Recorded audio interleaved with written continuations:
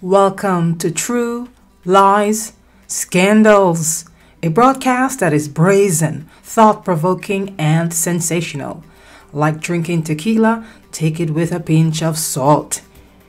If you're a royal family watcher like I am, you've heard of Prince Harry's shocking bombshell after bombshell memoir, Spare. In the book, the renegade royal revealed all kinds of skeletons from the closet. He didn't shy away from recounting the details of a brawl between himself and his brother, which ended with Harry landing on a dog bowl. He also laid bare his strained relationship with King Charles and didn't mince words in revealing his dislike for his stepmother, Camilla. Make that deep-seated dislike, since he called Camilla a villain in his 60 Minutes interview on Sunday. He contradicted himself within 24 hours in another interview, I think it was on ITV, where he pretty much painted a picture as if he doesn't dislike his stepmother. Anyways, what's new? Prince Harry is the prince of contradictions. By now you have already asked yourself this very valid question. Why is Prince Harry lashing out against his own father, brother, and other royal family members with all of these inflammatory statements? I've got 6 reasons the once beloved prince switched up on his family and is seemingly trying to destroy them. I'll give you a minute to hit the subscribe button and bell icon for channel notifications. Subscribing is free. Like if you like the content, share, comment, and feel free to follow on Twitter and Facebook. PayPal donations are accepted. See all links below. Thank you for your kind support in whatever way. Now for the juicy stuff. The tweet, Harry has gone mad, has been trending for about a week now on Twitter, starting immediately after his memoir Spare was released to a British news outlet. Well, it was leaked before the publication date. Perhaps it's a bit much to paint him as insane. He does seem to be a troubled young man, but I'm not here to diagnose his mental state. I'm here to ask thought-provoking questions to help us analyze the situation, look deeper than the surface, to kind of get a holistic picture as to what's really going on. The whys, why do people do what they do? Why is Prince Harry doing what he's doing? There's usually and always an underlying reason for people's behaviors. I do find his character interesting and have wondered why on earth would he do such a ghastly thing as airing his grievances with the royal family on national television. Let's look at the 6 thought-provoking reasons I came up with as to why Prince Harry has it in for his family. Reason number 1, self-sabotage. In short, self-sabotage means ruining your own self. Harry appears to be on a path of self-destruction. I don't know about you, but I can't see how the brazen tell-alls are going to help him heal or reconcile with the royal family. People self-sabotage when things don't go their way, or they're ready to get rid of something or discard it, and they feel they need to do that in order to maintain or reassert control over the narrative. We also self-sabotage out of fear, for example, a fear of getting hurt or a fear of failure, even a fear of success. Could it be that Harry already knows that King Charles and William are done with him and that there's no way back? See, we are not privy to the private conversations that went on. He's not telling us the things that might have been said to him that don't make him look good. He's on stage telling us the things that's going to make him look good. But we're only getting one side of the story. Anyways, if he already knows King Charles and William are done with him, on that basis, perhaps he's decided he'll tarnish them publicly and globally to block any chance of reconciliation, just in case they change their minds. Or he could be in a state of resignation, deciding that WTF, I'm just going to do what I got to do, and whatever happens, happens. He's just willing to face the consequences, whatever they may be. Harry recently told Anderson Cooper in his 60 Minutes interview he has no intention of ever returning to being a full-time royal. Therefore, he doesn't have to fear any backlash, does he? Well, not to some extent. Perhaps he feels he has nothing to lose. But he has to remember he has a family, and everything that he does, it's going to trickle down, okay? Of course, he's in the USA and he's making money by damaging the reputation of the royal family. Look a little closer, and you may agree that what he's really doing is sabotaging any chance of reconciliation with his family. Whatever his motives, people are now calling him a traitor to king and country. While I think Harry is going down the self-sabotage path, the famous British biographer Tom Bower feels that Prince Harry is nothing more than a quote-unquote deranged child.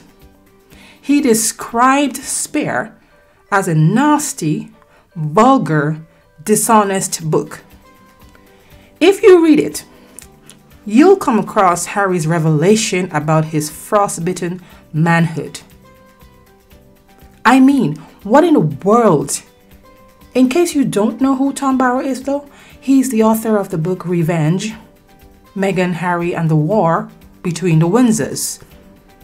Here's another thought provoker. Is Harry experiencing split personality? Harry is destroying himself, says historian Dr. David Starkey. The royal expert and journalist says he's become a whole new different person and a traitor to his family, the Queen, his country, and everything he once believed in. What is split personality anyway? Dissociative identity disorder, also known as multiple personalities or a split personality, is a mental disorder where a person has two or more distinct personalities. The condition has to be clinically diagnosed by a psychotherapist. If indeed Harry has elements of multiple personalities, that could explain why his narratives keep changing and he finds himself contradicting something he previously said on TV or in his book, like how he contradicted himself in the Oprah, 60 Minutes, ITV and ABC interviews, and now even on Stephen Colbert. He did an interview with the Late Show host earlier this week. More contradictions, like he is denying that he said in his book that he wrote with his name on it as the author, denied that he said or boasted that he killed 25 Talibans. Anyways, more contradictions. 1 minute Camilla was a wicked stepmother, she's the villain, and the next minute she wasn't. 1 minute his family members are racist, and the next he denies saying so, whether explicitly or implicitly. He asked the interviewer on the ITV interview a few days ago, did Meghan say the royal family is racist? No. They're denying it. Did I say that? No. Come on, we have the proof. We have the receipts. One of the causes of split personality is overwhelming childhood trauma. Some of the symptoms of the mental condition include changes in behavior, memory, thinking, and mood, even vocabulary. Despite the shift in behavior, a person with dissociative identity disorder still maintains their original personality. So they still are themselves for the most part, but there are times when they split. And that splitting can be triggered by different things. It could be triggered by PTSD, intrusive thoughts. It could be triggered by anxiety, depression. There are different triggers. So we're not going to see the person in front of us, like Harry, for example, if he has DID or at least elements of it, sitting there and then he's appearing to be one person in this minute and then he switches to somebody else. It has to be in a period where the splitting has occurred and so you see the changes. He's not going to come out and come on national television if he's not feeling well. Without diagnosing Harry, which I don't have the credentials to do, we all know that he suffered severe trauma as a child relating to the sudden and tragic death of his mother, Princess Diana. From his recent publications, we can clearly see that he's still very much immersed in that experience. Anyways, other risk factors of multiple personalities are physical abuse, sexual abuse, emotional neglect, and psychological abuse. Those are going to increase the risk of someone splitting, appearing like two different people. And also, split personalities is sometimes confused with a similar mental health disorder called bipolar disorder. They're not the same. A person with the disorder, though, may also suffer from other mental disorders, which psychiatrists call coexisting disorders, and they include borderline personality disorder, depression, substance use disorder, post-traumatic stress disorder. Reason number 2 why Harry has an axe to grind with his family. He's doing it solely to make money. Give me that money, honey. Prince Harry has allegedly been financially cut off by his father and from the British Crown's estimated $34 billion estate. If that is true, then Harry has to fend for himself and his family. After all, he has to upkeep his $14 million Montecito mansion and his wife's celebrity lifestyle. He also has 2 children to care for. Since he's 38 years old and never had a real job in his life or is too royal to roll up his sleeves and work like most of us regular citizens do, he has to find a quick and easy way to generate cash in it. What better source of fast money is there than trashing your own family? So far, that has proven to be quite lucrative, isn't it? $100 million from Netflix, $20 million from the Spare Books deal, plus the sale profits. I looked at the news today and it said he racked up approximately $1.5 million in sales on the day of the release of Spare. To some people, though, greed is the thing that has motivated Harry to sell his soul to the devil. Reason number 3. Meghan Markle is making him do it. I know we all say somebody can't make somebody do something. You have to choose to do it. The final choice is yours. That is true. But when it comes to manipulation and that type of influence using other manipulative tactics, sometimes you no longer are your own person, so to speak. You don't really make the decision. Someone is making it for you. And you're just acting on command. And there is this belief that Meghan is a dominant and controlling person, that she's a narcissist. In fact, there is a psychotherapist, I believe. Dr. Coleman is her name. Is that it? I'm not sure if I got it right. But she said on national TV that Meghan Markle is a dangerous, malignant narcissist and a sociopath. I didn't say that.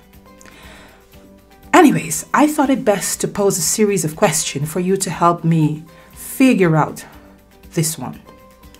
Is Harry under his wife's control and dominance? Could she have secrets for him or the royal family and is using him to make money off of revealing private family matters in order to disgrace them? Does she have a vendetta against the royal family, believing they didn't accept or treat her as she demanded and expected because of this sense of entitlement that narcissistic people have? They have to get the best of everything because, hello, when they show up, the world's supposed to stop for them and everything should be, people should start just serving them and falling at their feet, you know? That's how she thinks of herself. Superior than all of us. So could she have secrets for him or the royal family? Could she have a vendetta against the royal family because she felt she was mistreated, as they accused the royal family of doing?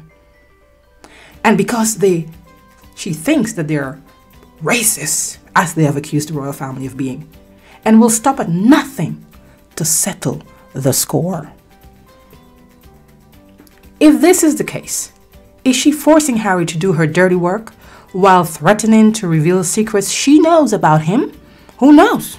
Are there secrets of his that she is privy to and she's holding him ransom, maybe threatening to reveal them if he doesn't do what she demands?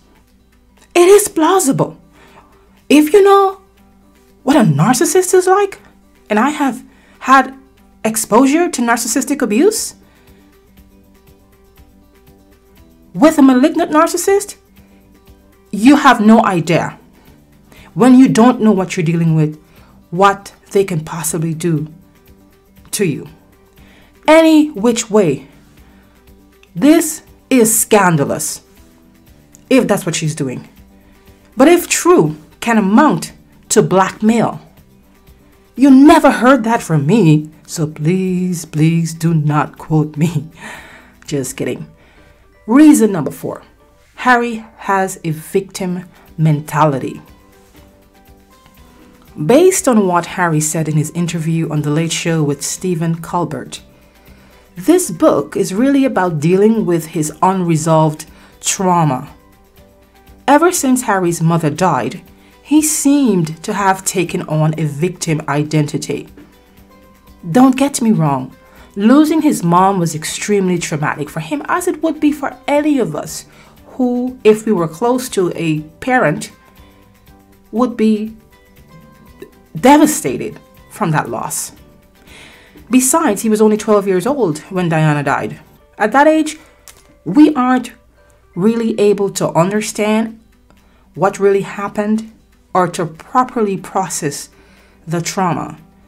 If we do get into therapy later in life, or for some reason we are resilient by nature and we become aware and we have a greater understanding of grief and loss and trauma and are able to process that trauma, we can heal and be better for it. But, you know, the effects are still going to be there, but you can heal from it to a large extent. And Harry's in therapy for PTSD related to his mom's death, is or was. But he has experienced a trauma. Wait though, stick a pin right there. Let's rewind to Harry's birth. Harry is the second child of King Charles, right? Because of his birth order, he was born the spare king to the heir king, William, Prince of Wales. From the looks of things, Harry has an issue with being the spare. In fact, he detailed how terrible he feels about being born second. Now, nobody sits down and conspire and decide if you're going to be the first or second child, right? Who does that? You just happen to be whatever number you are in your family. That's how the world works. In fact, one royal expert summed up Spare as a book about jealousy and competition between two brothers. Here's the thing. Harry never accepted or embraced his place in the line of succession. That's enough reason to be jealous of his brother, ain't it? More than that, Harry appeared to have developed an inferiority complex because of being born second. His negative core beliefs about his role has long-term implications. Instead of viewing himself as a valuable person who could sit in for his brother or ascend to the throne should William predecease him, Harry saw himself, he chose to see himself as a victim. Hypnotherapist and life coach Lucia Mazzoni says Harry seems to have what is called quote-unquote persecution complex. Mazzoni is of the opinion that he has a quote-unquote victim filter. She further explained in an interview on TV that there is an element of quote-unquote delusion and disconnect with reality. And in a 60 minutes, in a video that I released about 3 days ago, even before I saw this interview with Mazzoni, I mentioned the fact that I think Harry is showing signs of disconnection with reality. He lacks the ability to see the world for what it is, and these traits may relate to the trauma of his mother's death. Mazzoni summed up Harry's behavior also as a sign of stunted emotional growth. He has to grow up, she said, emotionally for things to change. The London-based hypnotherapist believes he needs the kind of therapy that involves confronting his core beliefs to help him understand, to see how they shape his idea of the world and the people close to him and how they affect his relationships with those close to him. I can understand Harry wanting to cope or process unresolved trauma and post-traumatic stress disorder. But what I don't understand is, why does he need to publish a book in which he attacks his family? Where's the connection? How can lashing out at them publicly help him heal? Let me guess. Psychotherapy isn't working, group therapy isn't working for Harry, so he felt a tell-all book is a better solution? That's not how things work. He's digging a hole and burying himself, and he can't see that because perhaps, and I've said this before, he lacks the ability. He's not emotionally intelligent. He doesn't seem emotionally intelligent. He seems to lack self-awareness. And so if you can't look back at yourself from a third person's perspective, you are never going to take accountability for your actions, and you will not be able to grow as a person because you keep thinking that what you're doing is okay and everyone else is to blame. And that's what he's doing here. The book isn't going to help him the way he expects. It is going to be the end of him. Great, he might make millions, but there's still going to be an emptiness that he will continue to feel until he does the real therapeutic work that is necessary for him to heal, recover, and thrive. After the dust settles, he still has to confront those demons he's trying so hard to escape from. He can't keep blaming others while taking zero accountability. In my mind, Harry seems to have decided that if he's going to go down, he's not going down alone. He has to drag the monarchy down with him. So far, everyone in the royal family has maintained a dignified silence. They're not commenting. They are not explaining. They're not complaining. They're just waiting this through. I find Harry to be a disingenuous, petty, and vindictive person who also lacks personal boundaries. I mean, talking about his frostbitten penis for minutes on end with Stephen Colbert on national TV. Through the book, the world will also know, or they know already, that he's circumcised. Who gives a damn? How royal is that? Don't worry, I'll spare you the cringy details. Reason number 5, Harry is gunning his family down. Revenge. Harry appeared on The Late Show again with Stephen Colbert a few days ago. He told the talk show host that the royal family abused Meghan Markle and that the level of abuse was far greater than he's ever seen with any royal family members. So dramatic. In the Netflix docuseries, the prince accused his family of being racist, and he's said it over and over. He's always maintained that they didn't like or accepted her, and that's why they had to flee the UK. Harry also suggested that his family had something sinister to do with the death of his mother, even though, after a thorough investigation, her death was officially ruled a tragic accident. He is not accepting the reality. He wants to believe that she was killed off. But as long as he does not accept that she's dead, because he says he has this thing, he keeps thinking she's alive and she's somewhere just hiding out and she will show up. As long as, and it's been 25 years or more, almost 26 years I think. If he keeps thinking, not accepting the loss, there's no way he really can truly heal and stop grieving. He is in extended grief, which is called complicated or complex grief. 25 years later. Whether any or all of these claims and allegations are true or not, Harry believes they are, and may be using his platform to take revenge. Somehow, he feels he has to avenge his mother's death and avenge the treatment Meghan received in the UK, according to them, both by the royal family and the British tabloids. It has been said, revenge is sweet, and that revenge is a dish best served cold. But it has also been said that revenge is not always sweet. Once it is consummated, we feel inferior to our victim. He that studieth revenge keepeth his own wounds green, which otherwise would heal and do well. Prince Harry, revenge only engenders violence, not clarity and true peace. Reason number 6, the final reason why Harry is bashing his family every chance he gets globally. Why Harry has an axe to grind? He has no biological ties to the king. Yeah, this is major. Hang on.